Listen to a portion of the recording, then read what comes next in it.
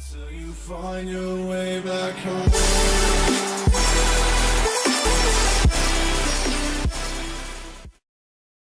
What's up, YouTube? My name's Vince, and if you don't already know, this is my channel, Vinny Flex. So, what I wanted to talk about today was my macros post-competition. I'm going to answer a few questions right now. Do I plan on stopping carb backloading? The answer is not really. So, for instance, I haven't taken any high glycemic carbs yet. I've taken, I actually made, okay, so what I normally eat post-workout, and I normally work out around noon-ish. I get back around 2:30. And then as soon as I come home, I make a little protein shake. Now, that protein shake has Carb Master Milk, which I've showed you before on this channel. If you don't already know what Carb Master Milk is, I'm going to show you right now. This stuff is legit better than like milk. I'm not sure nutritional wise, like micronutrient wise, but macros, 0 fat, 3 grams of carbs, and this is all in an 8-ounce serving, comparable to your regular 1% skim milk, 2%, whatever you drink. And protein is at 11 grams. If I'm not mistaken, let's just take skim milk, for example, has 0 grams of fat, 12 grams of sugar, and 8 grams of protein. So right here, this stuff is just automatically better, in my opinion. Now, back to what I was saying. Hold on. So I get around 4 to 5 ounces of that Carb Master Milk in my shake, which I use in my little personal blender. I have the thing, it's washed right now, it's drying. 4 ounces of Carb Master Milk. I have 2 ounces of frozen banana. Now that is a carb source. Obviously it's fruit, but it doesn't spike your insulin because it's, not as much as like chocolate syrup in the protein shake. That would, that sugar would spike my insulin. The only sugar that I get is from fructose, from banana. I also have a Carb Master yogurt, and this Carb Master thing is just a brand from Kroger, and I'm gonna show you that. Now this is Carb Master yogurt. Now it comes in a bunch of different flavors, but macros are in one container. There's 1.5 grams of fat, 4 grams of carbs, and 9 grams of protein, which is pretty good considering. And in addition to the yogurt, the milk, and the banana, I throw in about 20 to 25 grams of whey protein isolate that I've showed you guys. It's pretty good. It's pretty good.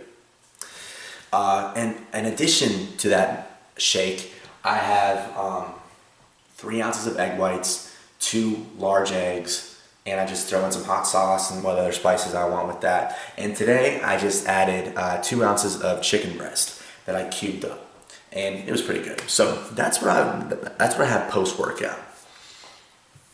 Later on in the day is when I get my actual carbs, but my carbs come from more whole food sources like yams, sweet potatoes. Now, I don't want to sound like a hippie or anything, but hear me out. I've been so low carb for so long, like for 24 weeks, that I've actually come to the conclusion, and I've come to realize that how insignificant carbohydrates are in my own diet, how much I don't need them in order to maintain energy levels, in order to maintain size, and even to build muscle. I don't need that many carbs. There's a lot of sources online, a lot of people on YouTube, and a lot of just people out on the street in your gym who say, you need all these great, like 200, 300 grams of carbs to build muscle. Now, if it works for you, by all means, please do it. Don't change what you're doing just because you hear me on YouTube say, you know, this is what you need to do. No, if it works for you, if 300 grams of carbs makes you blow up and build major amounts of muscle, please don't stop that. I wish I could do that. I just get fat.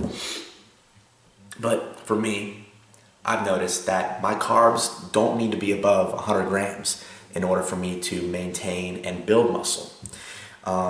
Also, with so that's it for carbs. I'm digressing. Next, protein. What else? Protein is gonna stay around 170 grams per day. I might go higher just because I made a diet plan for myself. And I have it set that I had 165 grams of protein per day and 170 grams of carbs. When I just found out, and this is recent, that I don't need that many carbs. You know, I'm not sure if I said this before on this channel, but there's no such thing as an essential carbohydrate. There are essential amino acids, we already know that. And there are essential fats, like essential fatty acids. But there's no such thing as an essential carb. You know, you don't need carbs to survive. So, with that being said, carbs are nice to eat. Everyone likes eating carbs. Everyone likes bread. Everyone likes candy, sugar, donuts, whatever it is that you enjoy. Carbs are really good, but they're not essential. So, with that being said, fat is the last macronutrient that I need to talk about. Fat on any given day can fluctuate. I've been kind of playing around with my fat grams per day just because I'm not sure what it is that I need. I have it scheduled on that diet plan that I think around 60 to 70 grams of fat per day, which in a bulk is perfectly fine, but it's coming out of a diet, it's really hard to actually think about getting fat, getting fat in your diet, unless you're purposely putting butter on your in your pan to instead of Pam spray. It's just I haven't gone out of my way to get fat on my plate. But I've been increasing my weight in the gym. I'm getting stronger and I'm getting leaner as well. So what I have been having is around 25 to 50 grams of fat per day. I'm still trying to decide what I want to do and what works for me. Now, I think I've told you guys this, that fat actually does not make you fat. So, you know, if you do put butter on, or butter on your bread, whatever, that's the kind of stuff that I personally stay away from. But what I want to get into next, after wrapping that up, so macros, just overview: 170 grams of protein, less than 100 grams of carbs, and 25 to 50, I know that's a big range, but I'm still trying to figure that out, grams of fat per day, and water or tea. I actually always have tea made in my apartment. Really easy to do, just is better tasting than water, in my opinion. You know, water's good for the gym and you know, if you're really thirsty, but whenever I'm at home and I don't want to drink, you know, Gatorade or any sort of pop or soda or whatever you guys call it nowadays, I like to drink tea. It just tastes better to me. What I want to talk about now is my ab routine. Now, one of the things that I've noticed on my own physique and, you know, seeing other competitors in the competition is that I was pretty shredded and I was really light and I was really lean, but my abs didn't pop. And that was the one thing that I wish I could have improved on, and that might have separated me, gave me a few spots ahead of others in the open. Now, I came in second in the novice class, which great. But the guy ahead of me had, you know, really big arms, and a really well-defined set of abs because they popped out. He actually had some muscle mass to his abs. And what I've been doing is I said, okay, I don't need to be treating my abs like they're any different from any other muscle in my body. So the way to get muscle growth is to train with within the range of repetitions and sets, volume that encourages muscle growth, hypertrophy.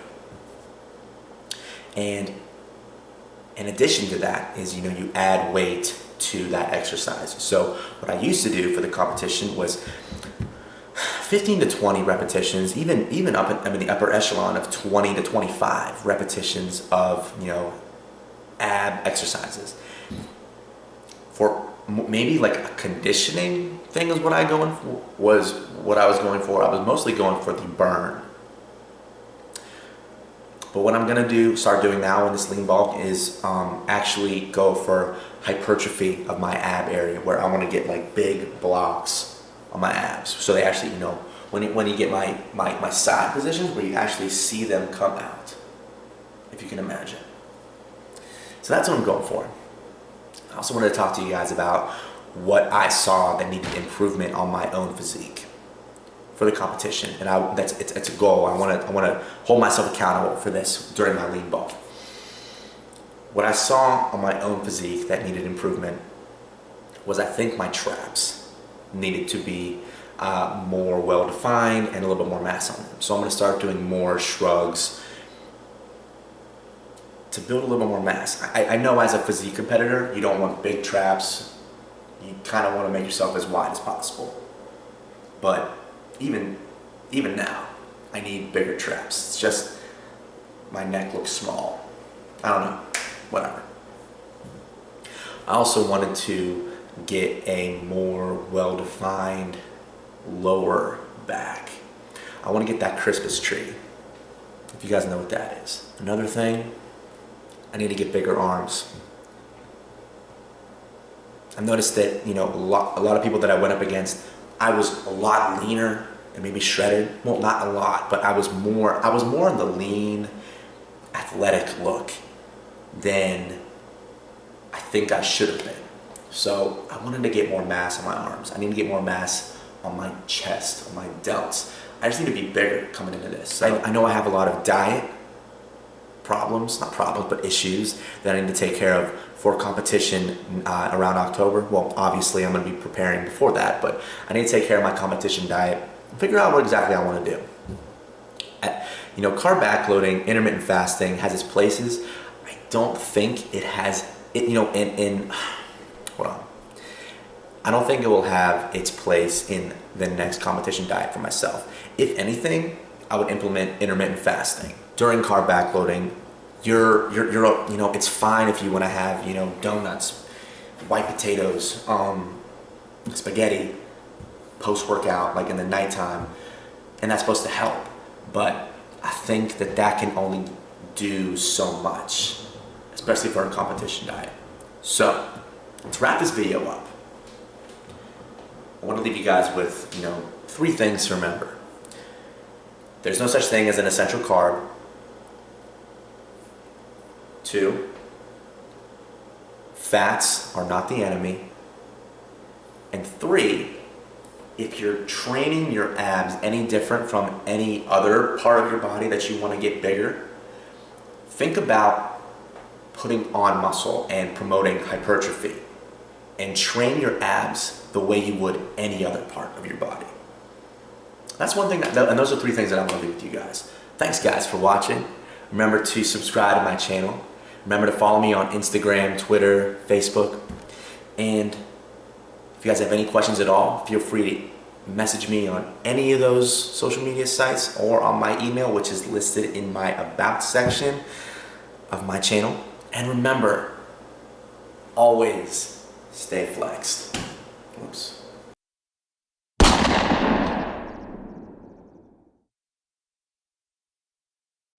Until you find your way back home.